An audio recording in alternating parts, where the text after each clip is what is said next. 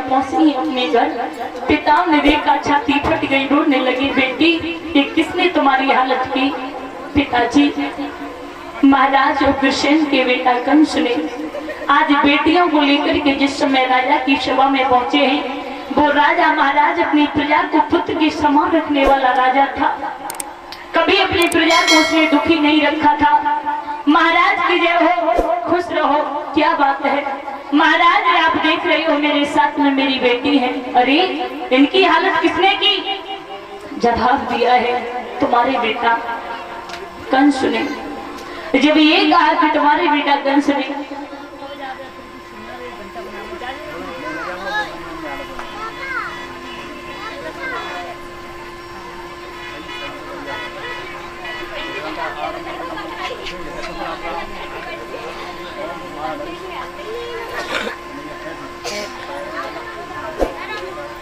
महाराज इस समय ये कहा है कि ये बेटियां, अरे तुम इन बेटियों की हालत किसने की है? ऐसा कौन पैदा हुआ है? जवाब दिया तुम्हारे बेटा कंस ने। खून खोल गया और जवाब दिया मंत्री से, मंत्री है मंत्री, मेरे बेटा कंस को मेरे सामने हाजिर किया जाए। देखा है तो झूमता हुआ कंस चला रहा है। पिताजी के चरणों में मेरा प्रणाम स्वीकार हो। खुश रहे। कहिए पिताश्री, कैसे याद किया? तुझे मैंने याद इसलिए किया, मैं पूछना ये चाहता हूँ कि जो सभा में ये बेटियां खड़ी हैं, इन्हें तू जानता है? ये लड़कियों को? हाँ, अच्छी तरह से जानता है ना? अच्छी तरह से। तो पूछना ये भी चाहता हूँ कि जो इनकी हालत की है, क्या तूने ही की है? पिताश्री बोल। ये शुभ काम मैंने किया। खबरदार, जो नीच तूने एक शब्द आगे निकाला, तेरी जबान खींच लूंगा। तुझे शर्म नहीं आती है? क्या कह रहा है? शुभ काम, शुभ काम बता रहा है। जीत क्यों रहे हो? अच्छा हाँ, एक बात बता, अगर तेरी बहन देवकी के साथ में ऐसा किया जाए तो तुझे कैसा लगेगा? पिताश्री बोल। ये शब्द द्वारा नहीं बोला तुमने है तो बगल में जमुना है, देख रही ना?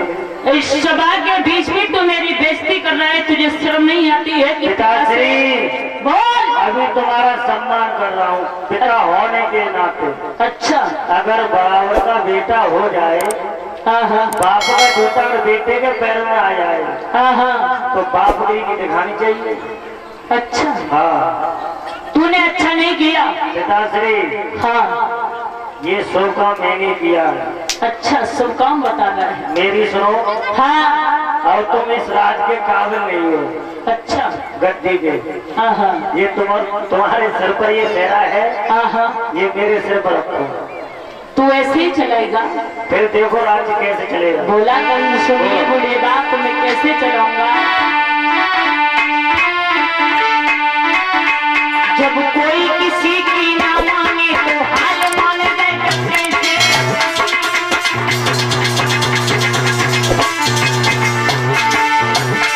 जब कोई किसी की ना माने तो हाल मान गए। अध्यापक अपने बच्चे को पाठ पढ़ाता करने से, राजकुमारी अपनी घोड़ी को साथ लगाता करने से, भोजराज अपनी प्रजा को भोज मिलाप करने।